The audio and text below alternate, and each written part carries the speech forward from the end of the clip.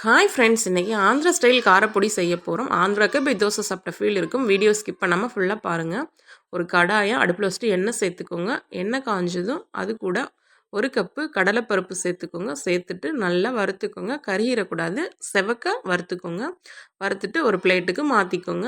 அதே கடாயில் 1 கப்பு உளுந்தம் பருப்பு சேர்த்து அதையும் நல்லா செவக்க வறுத்து எடுத்துக்கோங்க. இப்போது அதே கடாயில் 2 ஸ்பூன் வரமல்லி, 1 ஸ்பூன் ஜீரகம், 1 ஸ்பூன் மிளகு சேர்த்து நல்லா வறுத்துட்டு அதையும் எடுத்து வச்சுக்கோங்க. இப்போ வெறும் கடாயில் கொஞ்சம் உப்பு சேர்த்துட்டு அது கூட 5-6 வரமிளகாய் சேர்த்துக்கோங்க. கூடவே 1 கப்பு கருவேப்பிலை சேர்த்துக்கோங்க. சேர்த்து நல்லா வறுத்து எடுத்துக்கோங்க.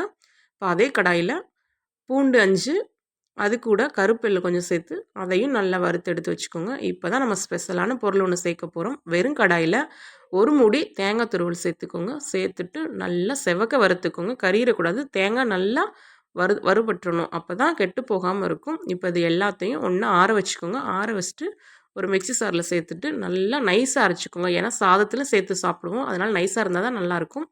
இந்த மாதிரி செஞ்சு பாருங்கள். சூப்பரான ஆந்திரா ஸ்டைல் காரப்பொடி ரெடி.